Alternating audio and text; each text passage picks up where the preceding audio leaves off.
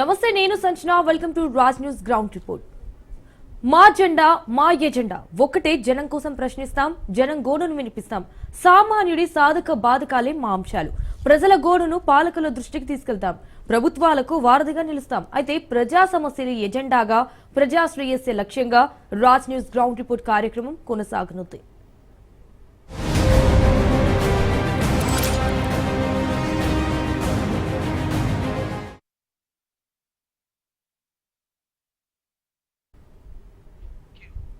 అది పేరుకే ఏడంతస్తుల మేడ, అంతా మేడిపండు చందమే.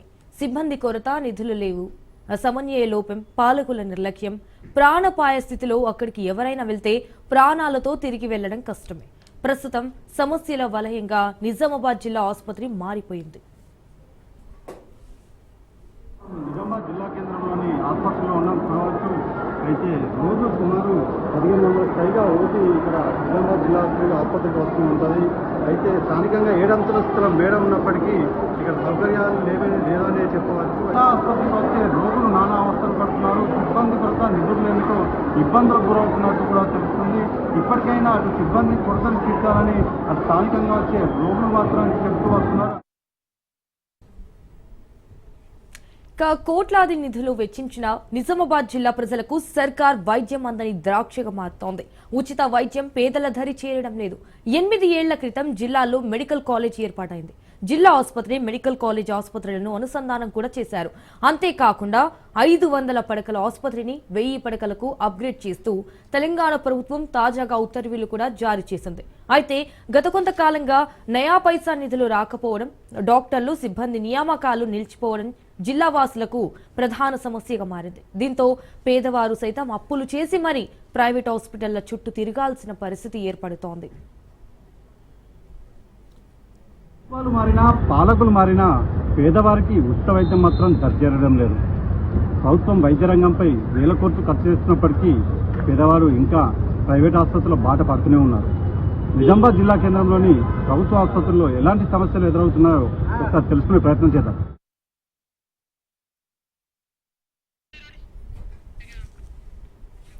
అయితే రోజుకు 1000 నుంచి 1500 మంది అవుట్ పేషెంట్లు, 500 మంది ఇన్ పేషెంట్లు హాస్పిటల్లో చేరుతున్నారు.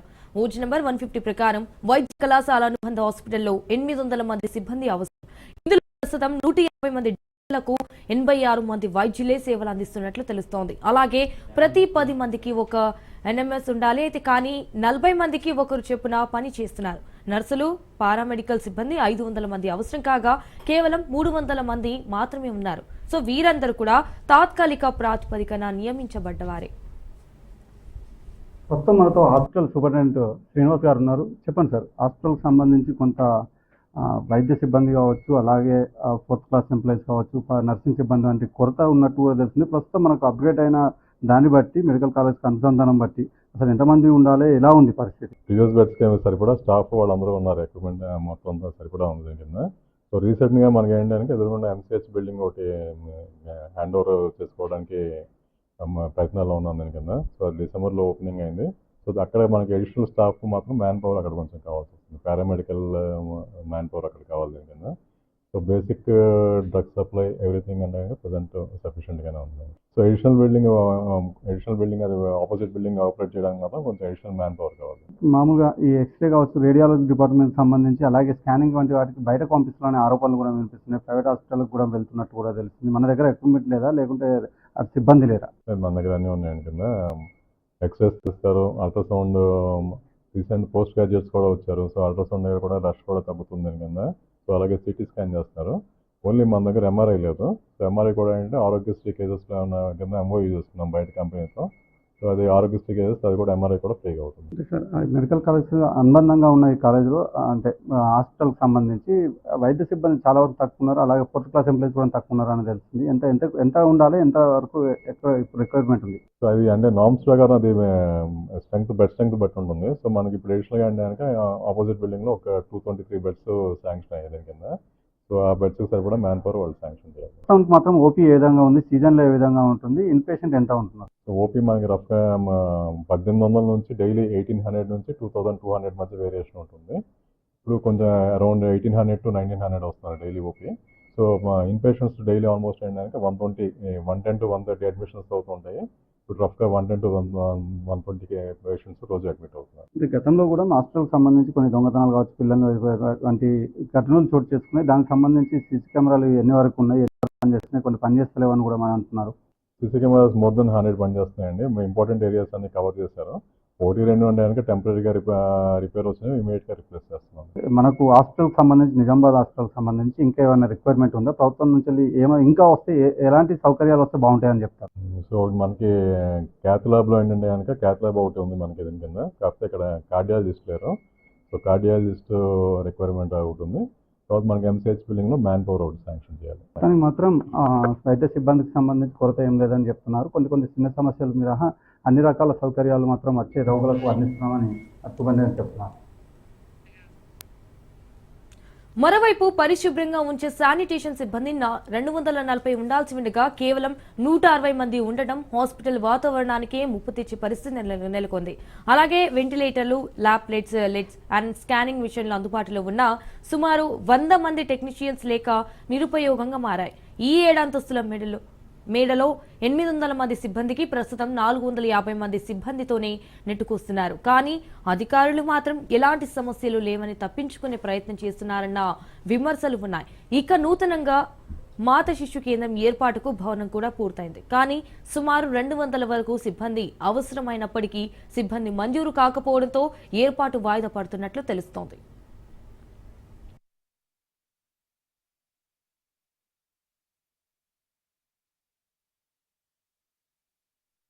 ఏదైతే నిజామాబాద్ జిల్లా ప్రభుత్వ ఆసుపత్రి ఉందో, ఈ ప్రభుత్వ ఆసుపత్రిలో ఇవాళ ఇప్పుడు ఎండాకాలం స్టార్ట్ కాబోతూ ఉంది. దీనికి సంబంధించి ఏదైతే ప్రజలకు అవసరం ఉన్నటువంటి సౌకర్యాలు అన్ని కూడా చికిత్స కొరకు అన్ని సౌకర్యాలు కల్పించాల్సిన అవసరం ఉంది. దాంతోపాటు ఏదైతే అక్కడ ఉన్నటువంటి సిస్టర్లకు సంబంధించి, నర్సులకు సంబంధించి ఏదైతే కొరతలు ఉన్నాయో ఆ కొరతలు ఖాళీగా ఉన్నటువంటి పోస్టులను భర్తీ చేసి దాన్ని ఫిలప్ చేయాల్సినటువంటి అవసరం ఉంది.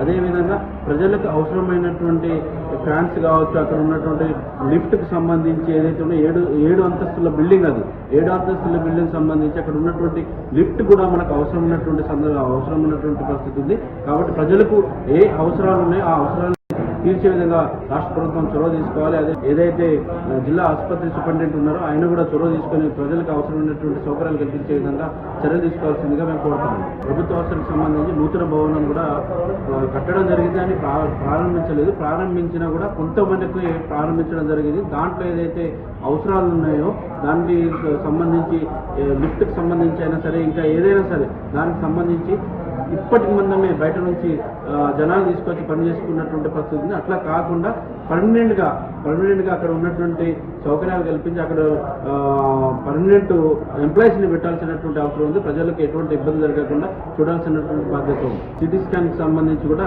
అన్ని విధాలుగా ఏర్పాటు చేసి ప్రజల్ని, సిటీ స్కాన్ ఎంఆర్ఐకి సంబంధించి కూడా అన్ని విధాలుగా ఏర్పాటు చేసి ప్రజల్ని అందుబాటులో ఉండేటట్టుగా చూసుకోవాల్సినటువంటి అవసరం ఉంది. జిల్లా కేంద్రంలోని ఈ ప్రధాన హాస్పిటల్లో దాదాపు అన్ని ప్రధాన విభాగాల్లో డాక్టర్ల కొరత వేధిస్తోంది. ముఖ్యంగా అత్యవసర సేవలు అందించడానికి వెంటిలేటర్లు, ఐసీయూ వంటి అధునాతన సౌకర్యాలు ఉన్నా సిబ్బంది లేక పరికరాలు మూలన పడుతున్నాయి. ఎమర్జెన్సీ పేషెంట్లు వస్తే వారు తిరిగి ప్రాణాలతో వెళ్తారన్న నమ్మకం కూడా లేకుండా పోయింది.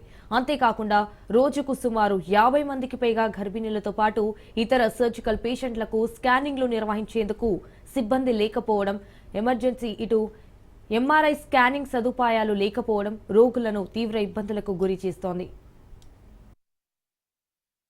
పెద్ద హాస్పిటల్లో కొన్ని సౌకర్యాలు లేక ప్రజలు చాలా ఇబ్బందులకు గురవుతున్నారు. మరి జిల్లాలో ఈ హాస్పిటల్ ఉన్నప్పటికీ ఇటు బోధన కానీ, ఇటు బాన్సువాడ కానీ, ఇటు ఆర్మూరు కానీ, ఇటు కొన్ని నియోజకవర్గాలు ఈ పెద్ద హాస్పిటల్కి వచ్చి ఇక్కడ జేనే అన్ని ట్రీట్మెంట్ చేయించుకుంటున్నారు పేద ప్రజలు.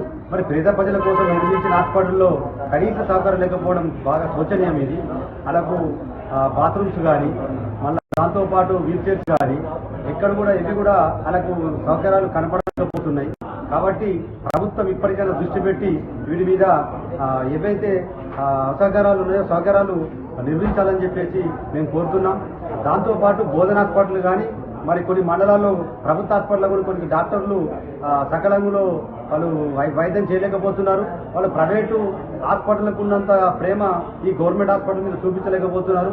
దానివల్ల ప్రజలు చాలా ఇబ్బందులు అవుతున్నారు. ఇటు మధ్యతరగతి కుటుంబం, ఇటు పేదల కుటుంబం ప్రైవేట్ హాస్పిటల్లో లక్షలాది రూపాయలు వాళ్ళు గుంజుతున్నారు.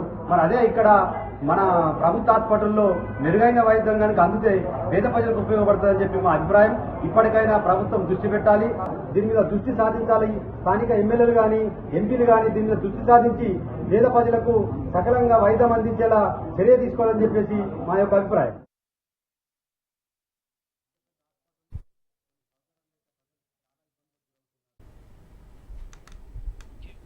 మరోవైపు హాస్పిటల్లో సౌకర్యాల కొరత ప్రధాన సమస్యగా మారింది. 7 అంతస్తుల బిల్డింగ్ లో 6 లిఫ్ట్లు ఉండగా ప్రస్తుతం 3 మాత్రమే పనిచేస్తున్నాయి. దీంతో పేషెంట్లు, వారి తరపు బంధువులు, వికలాంగులు 7 అంతస్తులు నడిచి వెళ్లాల్సి వస్తోంది. రోగి బంధువులు తాగేందుకు నీళ్లు తాగాలన్నా ఆ భవనం మొత్తం దిగి రావాల్సిన పరిస్థితి నెలకొంది. నిజామాబాద్ జిల్లా కేంద్ర ప్రభుత్వ ఆసుపత్రికి నిజామాబాద్తో పాటు కామారెడ్డి, ఇక్కడ ఆదిలాబాదు, నిర్మలు, అదే రకంగా మహారాష్ట్ర ప్రాంతాల నుంచి రోజు వేలాది మంది ప్రభుత్వ ఆసుపత్రికి వారి అనారోగ్య సమస్యలపైన చూయించుకోవడానికి, ఆరోగ్యాన్ని బాగు చేసుకోవడానికి వస్తూ ఉంటారు. కానీ జిల్లా కేంద్ర ఆసుపత్రిలో సౌకర్యాలు సరైనటువంటి పద్ధతిలో లేకపోవటం, అదే రకంగా సరిపడా సిబ్బంది లేకపోవటం, అదే రకంగా అక్కడ ఉండేటటువంటి ఎక్విప్మెంట్స్ కూడా సరైన పద్ధతిలో లేకపోవటం వల్ల అనారోగ్యంతో వచ్చినటువంటి రోగులు, ప్రజలు తీవ్రమైనటువంటి ఇబ్బందులకు గురవుతా ఉన్నారు. ఇవాళ వర్షాకాలానికి సంబంధించి అనేకమైనటువంటి వైరల్ ఫీవర్స్, అంటువ్యాధులు వస్తాయి.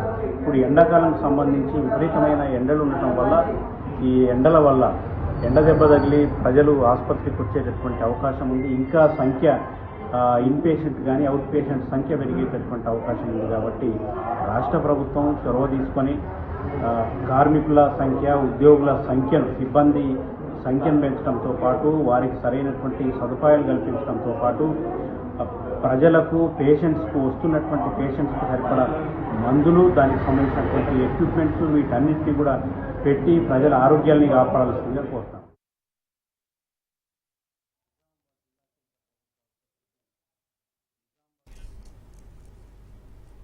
ఇక హాస్పిటల్ కు వచ్చే వారికి భద్రత కూడా లేదని వాదన వినిపిస్తుంది. సుమారు 150 సీసీ కెమెరాలు ఉండగా అందులో సగానికి పైగా పనిచేయడం లేదట. ఈ ఏడాది ఇప్పటికే 10ల సంఖ్యలో కేసులు నమోదయ్యాయి. హాస్పిటల్లో ఏర్పాటు చేసిన సీసీ కెమెరాలు పనిచేయకపోవడంతో కొందరు రోగులకు సంబంధించిన బంధువులమంటూ వచ్చి దొంగతనాలకు పాల్పడుతున్నారు. మరోవైపు ఏదైనా అగ్ని ప్రమాదం జరిగితే ప్రాథమికంగా నివారించేందుకు ఏర్పాటు చేసిన అగ్నిమాపక పరికరాలు కూడా తుప్పు పట్టిపోయాయి.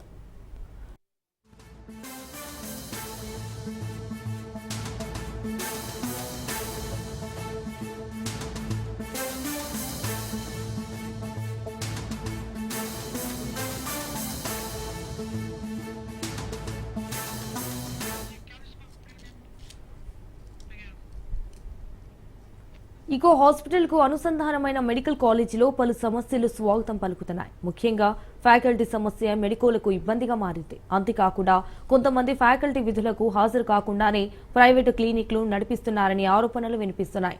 దీనిపై గతంలో స్థానిక ప్రజాప్రతినిధులు కూడా పలుమార్లు ఆకస్మిక తనిఖీలు చేసి డాక్టర్ల పనితీరును మార్చుకోవాలని సూచించిన ఫలితం మాత్రం లేకుండా పోయింది.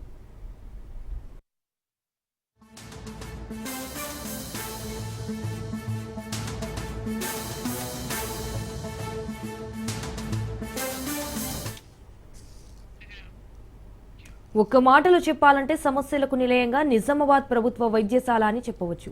గత పాలకులు హాస్పిటల్ డెవలప్మెంట్ పై ఎన్నో వాగ్దానాలు చేసినా ఎలాంటి ప్రయోజనం లేకపోవడంతో రోగులు, ప్రజా సంఘాలు ఆగ్రహం వ్యక్తం చేస్తున్నారు. మరోవైపు పూర్తి స్థాయి నిధులు, నియామకాలు ఇస్తే తప్ప మెరుగైన వైద్యం అందించలేమని డాక్టర్లు చేతులెత్తిస్తున్నారు. ఇప్పటికైనా ప్రభుత్వం స్పందించి తమను ఆదుకోవాలని కూడా రోగులు కోరుతున్నారు. మొత్తానికి ఉచిత వైద్యం పేదవాడికి అందరం ద్రాక్షగానే మారింది. సిబ్బందులేమి, నిధుల కొరతతో జిల్లా కేంద్రంలోని ఆసుపత్రికి వచ్చే రోగులు నానా అవస్థలు పడుతున్నారు. ఇప్పటికైనా ప్రభుత్వం జిల్లా కేంద్రంలోని ఆసుపత్రిపై దృష్టి సారించి అటు సిబ్బంది కొరతను తీర్చి నిధులు విడుదల చేయాలని కోరుతున్నారు స్థానికులు. కెమెరా పర్సన్ శ్రీధర్తో కిషోర్, రాజ్ న్యూస్, నిజామాబాద్ నుంచి.